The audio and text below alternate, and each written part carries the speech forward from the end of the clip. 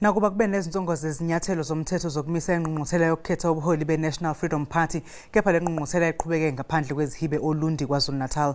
Zonke izikhundla bezibangwa ngaphandle kwesikamengameli weqembu uZanele KaMagwaza-Msibi. Iqembu NFP libhekene nezinselelo eziningi. Ngo-2016 leli qembu alikwazanga ukubhalisela ukungenela ukhetho lohulumeni bezindawo. Amanye amalungu aqavile aleli qembu alishiya. Kanti ukuxinwa ukugula komholi waleli qembu uZanele KaMagwaza-Msibi nakho kwadala ke uqhekeko ngaphakathi. Amanye amalungu eqembu ebuza ukuthi ngabe uMagwaza-Msibi usazokwazi na ukuqhubeka nomsebenzi wokuhola leli qembu.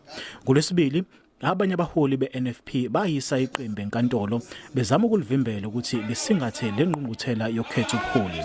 Okuseqhulwini kufanele sikwenze njenge-NFP ukuba sikwazi ukubuyisela ukwethenjwa nokuthanda nomdlandla we-NFP kubantu be-NFP.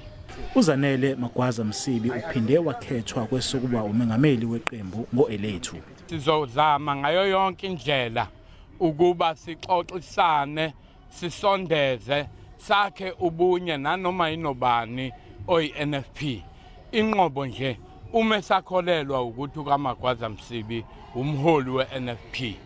Lo buholi obukhethiwe bunikwe izithunywa zeqembu umsebenzi wokuthi buqinisekise ukuba iqembu lisingatha ingqungquthela yokudingida kabanzi ngemigomo yalo kulezi inyanga ezintathu ezizayo.